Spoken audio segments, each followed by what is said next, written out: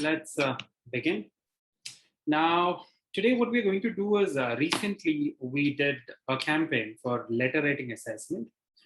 We received a lot of letters for assessment, so we thought to pick up one and put it live on our page so that most of the people understand what kind of writing assessments we give, what kind of feedbacks you can get. And it is also an opportunity for many people like who are working 12-hour shift, 13-hour shift, don't have enough time to go for a class or attend any kind of formal training for OET, but still wishes to write the exam, because I know many people who are working very hard in terms of writing, attending a lot of YouTube videos and surfing through a lot of available materials on the internet.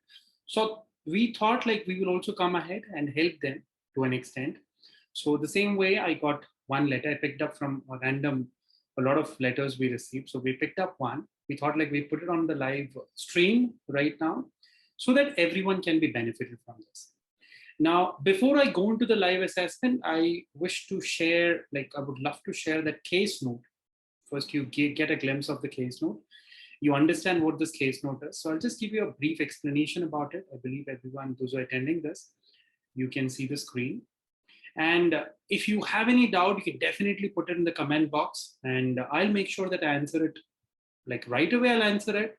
Or if you comment it later, I'll make sure that I'll personally message you or my team will get in touch with you. Or so that if any questions related to writing or related to this case notes, definitely I can help you with this. But I really wish someone like who's really interested, okay, other class owners, teachers, I would recommend you to stay away. This is not a marketing gimmick, or this is not something what we're doing as a marketing part. We're doing this to sincerely help some people, because we get a lot of requests from candidates stating that they have 12, 14-hour shift and we really cannot help them. We really try to help them because they are not from our country. They're from different time zones. So we are coming up with a lot of ways in which we can change our time zones, work time zones, so that we can help those people. So these live assessments would definitely help you and will definitely make you learn a lot of things. You will be able to learn something in this writing sessions. Okay. Now let's go ahead. And if you really like it, make sure that you comment down if you really like this kind of lessons, because we are not charging anything for this. It's completely free of cost. You can definitely benefit from this. Make sure that you drop in a comment, which would be an encouragement for me as well as for my team, who comes up with such kind of ideas, which really help people who are trying for OET. Okay, and I know your hard efforts, what you're putting for this. Now let's understand this case note. This case note clearly says, first of all, okay, before I start, I need to give you certain tips, which I tell all of my students to follow. That is, make sure that you read the first 5 lines. Whenever you're reading a letter, make sure you read the first 5 lines. The first 5 lines will give you the information that who are you? Are you a GP? Are you a nurse? Are you a charge nurse? What are you? You will understand who is your patient. Like here, this is a medicine letter, but even nurses, you can consider this as a nursing letter, because see, the same kind of content you will receive in nursing.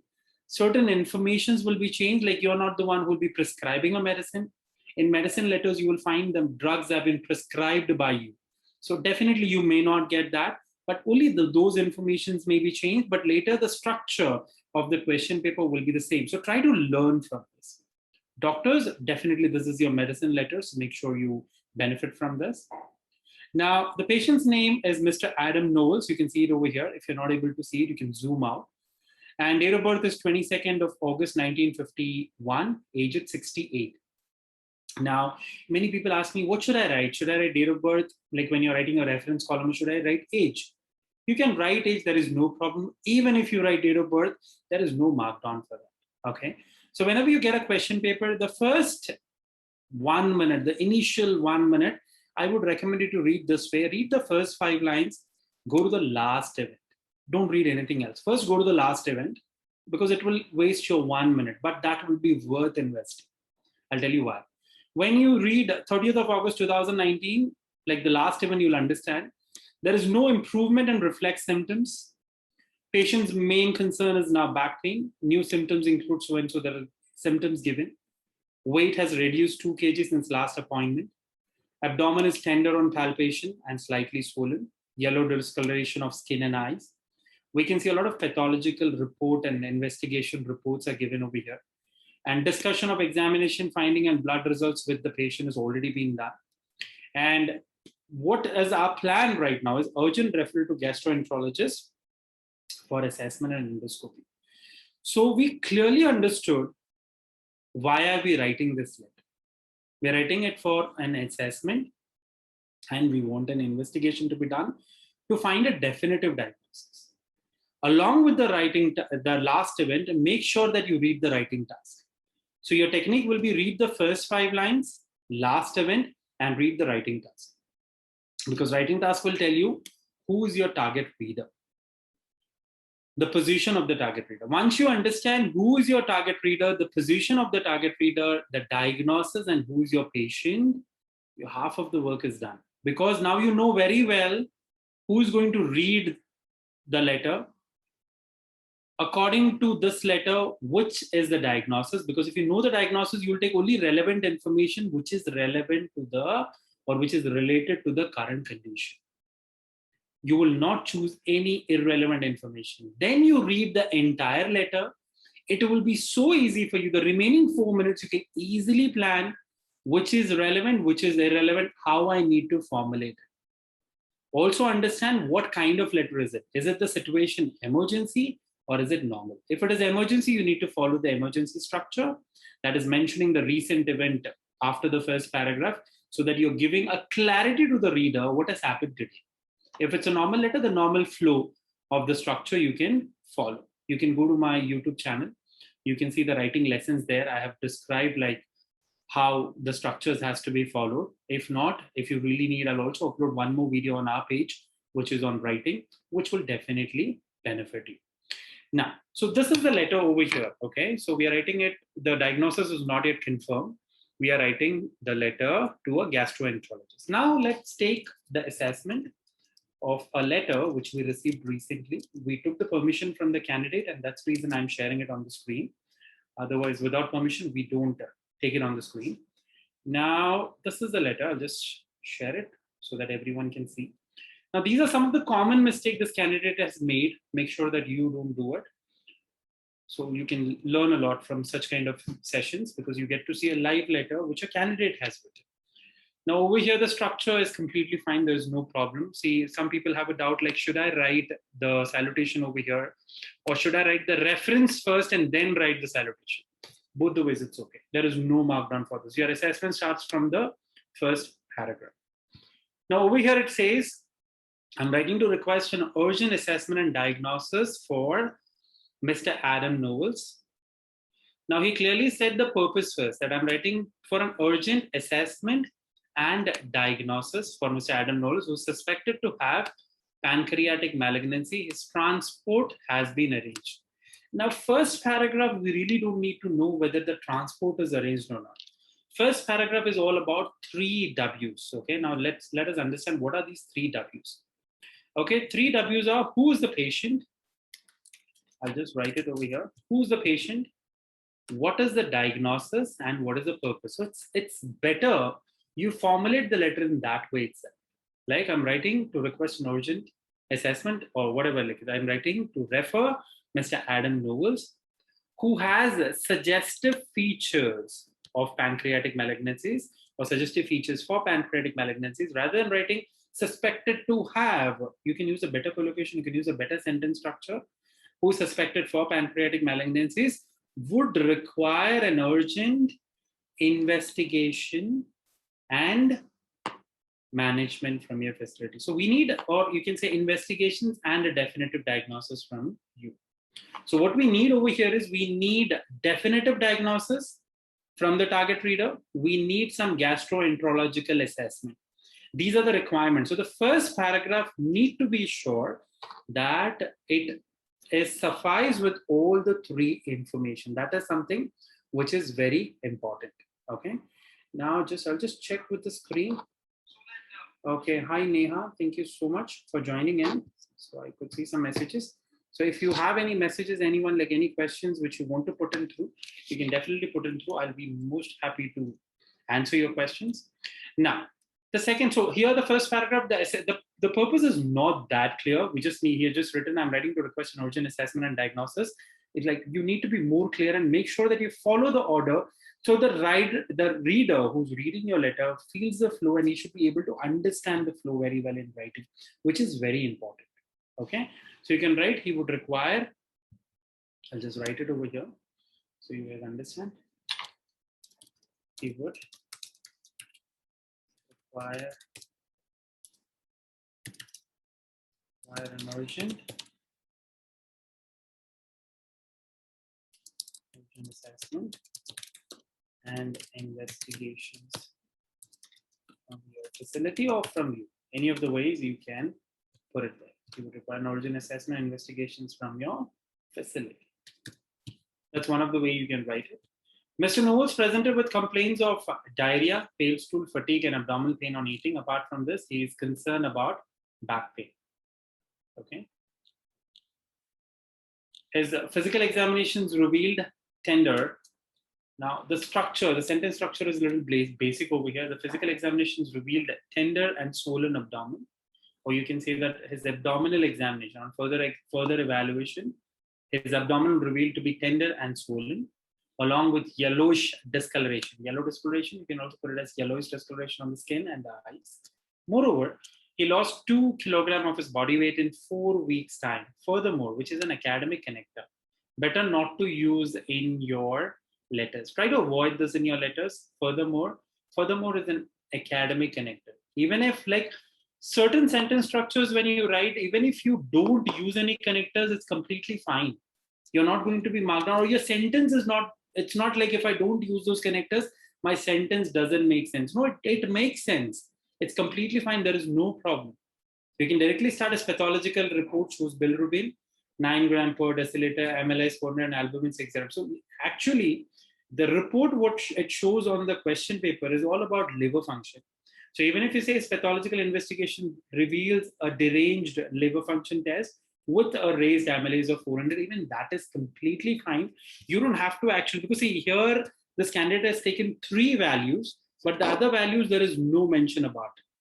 So better you combine it together, give it a name, and then you can put it for your assessment. That will be more appropriate and more clear. Then on 2nd August 2019, Mr. Knowles came with complaints of heartburn. Now understand the flow of the letter. First, he told about the current event. Then he went on to the mid event, or you can say the initial visit when he made. So he has written on 2nd August 2009, Mr. Knowles came with complaints of heartburns and indigestion. After a full examination, he was prescribed tablet omeprazole, 20 milligram for 8 weeks. You can go back to our previous post in the OET, you'll find this case note. I'll tell you which all informations are missing here. I'll try to post the case note again on our page so that you can take a note of it. Or even if you search the patient's name on Google, on the Google website, you'll get this question paper, Adam Knowles. Now, over here, information has changed. Understand one thing, whenever you're writing a letter, your information shouldn't change. Your information has to be very clearly mentioned. Okay, now over here, he says that Mr. Knowles came with complaints of heartburns and indigestion. After a full examination, he was prescribed tablet omeprazole 20 milligram for 8 weeks. He was ordered full test. But there is something which is missing over here. If you look back into the case note, it clearly says that Mr. Knowles came with complaints of heartburn and indigestion. Despite him self-medicating over-the-counter antacids, he wasn't relieved. So this is something which is very important when you're writing the letter. Make sure the missing information is like he was taking over-the-counter antacid medication, which is not mentioned over here, which is very crucial information. Also, when you're starting about the background, don't directly just start with the patient's name. You can use some connectors. You can use some connectors or transitional words which reveals a timeliner. Also, which says what you're going to speak in that paragraph. Like over here, in terms of his background, Mr. Knowles is married and physically active. He's a social drinker. He has a history of severe childhood eczema. Now, this history of severe childhood eczema doesn't have any connection to his current pancreatic malignancy. So this remains to be irrelevant.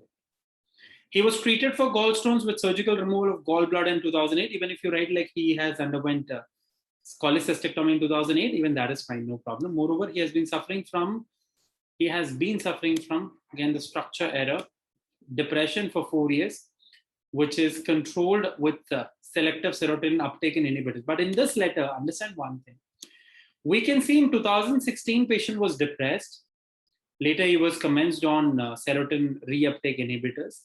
But after that, there is no mentioning about that in the entire letter, whether he's taking it currently or he has stopped it. We don't know. It was 3 years ago. Currently, it's 2019. Okay. So in view of the above, it would be greatly appreciated if you could do an expertise assessment and endoscopy for Mr. Knowles. Please note that his blood reports enclosed in this letter. The fourth paragraph can be more descriptive. It should give a clear idea that what you are trying to say and what is your purpose, because your assessment criteria clearly says, the first paragraph, what it says that the purpose need to be immediately available, which means it should be there in the first paragraph, which is in a paraphrased way, and later elaborated well.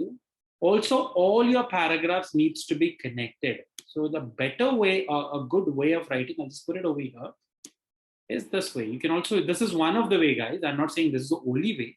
This is one of the way. You can try your own style. If the language is correct, is appropriate, and the way your writing is appropriate, definitely you get marks. I would be grateful, because here in this case, this GP is the one who's taking the responsibility of the patient. Now, there are also many contentions. Many people say that, can I use active form? Can I use passive form? Both the forms are okay. It depends on the demand of the letter. Now, if the letter demands that you are the one, you are the charge, you are the one who's taken the charge of the patient, definitely you can use the first form. Definitely you can use the active form. There is no problem. I would be grateful if you could see Mr. Knowles at your earliest convenience for an endoscopy and assessment, as I'm concerned about the possibility of pancreatic cancer. There is one more thing which is very important, is we need to make sure we inform the target reader that I have discussed this possibility with Mr. Knowles, which means the patient is aware of the possibilities and the other doctor doesn't have to spend time to convince, to counsel. This all things are not required, because patient is already aware of the possibilities. Okay, then comes the last, yours. Please do not hesitate to contact me if you need any further clarification. Now, one more thing, if you know the target reader's name, the closing will not be yours faithfully, rather it will be sincerely. So these are some of the mistakes I could point from these letters to keep it much more simple, not going into technicality of the letter assessments, and keeping it simple so that people can follow what I'm trying to say and people can follow these corrections, and you can actually input this in your letters. Make sure the reading has to be appropriate. When you're understanding the letter, the understanding has to be appropriate. That's more important, because if you understand the letter well, things will be easy for you. If you don't understand your task well, if you don't understand your purpose well, the major thing like the purpose, if the purpose is not correctly followed, then things won't be that easy, guys. This is something very important for you. Now, like I've taken this letter, now anyone, I'm just checking with the comments. Okay, I have got Neha over here, Vanati George, welcome. Bashir, welcome. Okay, I have got Shanmuga Priya, welcome to the chat. Okay, now any questions? Yes, definitely I will put for listening part C as well. But understand one thing, guys, like I want to, all these people, like I've got 16 people who's watching this. I would love to say one thing, guys, like we all feel like I'll attend a lecture on reading, I'll attend a lecture on listening, and boom, I'm going to learn things and I'm going to score suddenly 34, 35. It's not going to happen.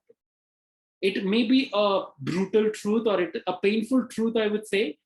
People feel like, many people claim, come to me, take the classes, I'll make sure that your reading goes to 35, 36. It happens. But it only happens when you are ready to take the effort.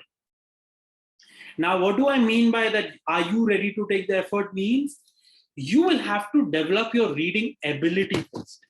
If you're able to develop your reading ability, then learn the techniques, you'll be able to apply it. Because if I teach you hundreds of techniques of listening part C and reading part C, and when I'm explaining you, you're able to follow, oh my God, this was so easy, I'm getting the answers. But when you actually sit back, open your book, and you try to read the same way, you feel like this is not working for me. Then again, you go on YouTube and search for new videos, new techniques, new things. You end up with a lot of techniques and don't know which one to apply. The problem is, like, you apply the techniques, you reach the point where your answer is mentioned. But when you read or when you listen, if you're not able to comprehend, no use. So make sure we need to work on comprehensions. This is something is very important. So what I do with my students is, I'll give you that tip. It's not that big rocket science or something very different I do. Simple thing. Make sure read an article of 600 to 650 words a day. Keep a target of 3 minutes. You need to keep a stopwatch. Keep a target of 3 minutes. Read it completely, 650 words in 3 minutes. Initially, it may not be possible. If you are at a grade of C or C+, it won't be that quick to reach a level of 200 words per minute reading, not possible. For 4 to 5 minutes, you may take to understand what you're reading. It's okay, 5 minutes you take it, but make sure progressively as the day goes on, try to reduce it from 5, 4.5, 4.5 to 4, 4 to 3.5, and then 3. Reach a 3 minute time and make sure whatever you read, close it and just write a small summary of 50 words, what you read. It's like I read something, I understood what it was, now I want to explain it to my friend. The same way, just write it a simple 50 words, daily 2 articles for 21 days consistently without failing or without even leaving one single day. I can assure you a jump in 6 points in your reading. Correct? For example, if you're at 29 right now, 6 points jump of 35. I can assure you that if you're following it the right way. Definitely, I'll come up with reading. I'll come up with listening lessons as well. Definitely, if you really like our sessions, make sure you comment, because that is the only thing what we ask from you. We don't ask anything from you. So this is how the assessment goes. And I'll show you a sample answer for this letter, which we have put it on a presentation to make your experience, your learning experience well. So you can just follow this. This can be also a good one for you. Now, I believe everyone can see it.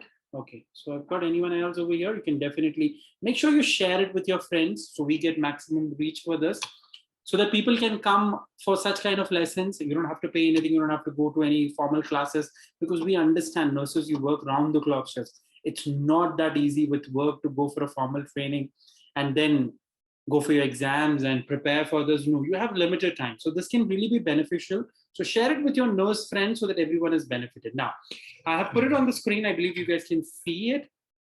This is the answer. This is one of the way we can write it. Now, let me just also have a check. It's properly visible to everyone. Okay, perfect. Okay. Now, thank you for seeing Mr. Knowles, 68-year-old retired management consultant whose symptoms are suggestive of pancreatic malignancies and requires urgent investigation of his upper GI system. So the purpose is immediately available over here. Today, he reports having developed back pain and diarrhea, pale stools, abdominal pain on eating, and fatigue. His digestion has not improved, because the first line on 30th, it says his reflux symptoms was not improved. So we have written his digestion was not improved. Mr. Knowles has lost 2 kg over the last 4 weeks, and his abdomen is slightly swollen and tender. His eyes and skin show signs of jaundice. His blood test showed deranged liver function with raised bilirubin and enzymes. His amylase was also raised at 400 units per liter. Mr. Knowles is usually fit and well and is a non-smoker, has past medical history. So the way it has to go is, like, after you mention about the reason, you can start with the background. It will give a good connect. Mr. Knowles is usually fit, well, and a non-smoker. His past medical history includes a cholecystectomy in 2008 for gallstones. He first presented to me a month ago. That is mentioning of a timeline. You have to make sure that mention the timeline appropriately. He first presented to me a month ago complaining of new onset indigestion, which had not resolved despite him self-medicating with antacids. So this was that one information which was missing. Okay. One information which was missing. So I prescribed the proton pump inhibitor. Now here it's a GP letter. That's the reason he's taking the, like, what you say, it's taking the charge of this case and trying to say that he prescribed a proton pump inhibitor and asked to see him in a 4 weeks time. Okay. I would be grateful if you could see Mr. Knowles at your earliest convenience for an endoscopy and assessment, as I'm concerned about the possibility of pancreatic cancer. I have discussed this possibility, with Mr. Knowles. Then if you need, it's around 185 words. So if you add one more line, if you need any further clarification, please do not hesitate to contact me. Enough. There are 6 assessment criteria. The 6th one is the language one, but we have made sure that all the 5 criteria are met, and the 6th one is all about your language, that's your grammar, punctuations, and all those things. All the 5 parameters are met. That is something what we have kept to the point, and we have shown it on the screen. So you can take a screenshot of this. It can really help you when you're writing this letter. If you just scroll down 1 or 2 posts, you'll be able to see this case note as well. Next week's campaign also will be starting it tomorrow. So if you have letters, definitely you can post it, but I cannot assure that I'll be able to, because last time I received around 91 letters, so I cannot take all the letters and do the assessments, but I can pick one which is very clear to read. I'll pick one and I'll make sure I give you an assessment. Others I can give general feedback. We are trying our best to help you guys, those who are struggling to learn, those who are struggling with your shift, like not able to manage your training. Definitely, yes, this will benefit you. Learn, make sure, see, this examination is nothing like a rocket science or something where you need to read formulas and you have to go and apply. This basic language. Make sure, put your time, invest your time in developing your language. If your language is developed, things are easy, guys. It's not that difficult. It's only language. I'm sorry. It's like, see, understand, reading and listening, it's your ability in this language. So listen to as much as possible, not OET. Listen to TED Talks, listen to podcasts, listen to even music. Like if you listen to songs with lyrics, you're able to understand the lyric enough. You're watching a web series, make sure be consistent with it. Whatever you're doing, consistency matters. If you're consistent with your task, consistent with developing your abilities, no one can stop you and no one can stop your success. First of all, you'll have to believe yourself. Self-doubt is something which can really stop you from achieving. If there is no self-doubt and if you believe, yes, I can make it this happen this time, you might have not cleared in your first attempt. This may be your second attempt. It's okay. Failures are good to teach you that there is something which I did not do right. So now you learn this is the right way I'm going to do it. So focus on developing your ability. Don't think my friend is practicing this book. My friend goes to those classes and those people are amazing and they are trying to teach something new. It's not going to work. It may work for her, but it may not work for you because you're at a different level. She's at a different level. So stop comparing. Do your hard work. Make sure you're sincere with your hard work. Rest, you leave it to God and make sure that you give your best. Things are going to be super fine for you. Okay, guys, that's all for today. I'll just end my session over here. If it was encouraging and it really made you learn something, please make sure, share it to other people. Make sure leave comments on this box so that it gives us encouragement to bring up new lessons for you so that we know that you are happy with this, okay? Our motto is that you be happy with this and you learn something from it. That's all our page intends to. Thank you so much for joining in, guys, everyone. Have a beautiful evening. Have a good day. Bye-bye.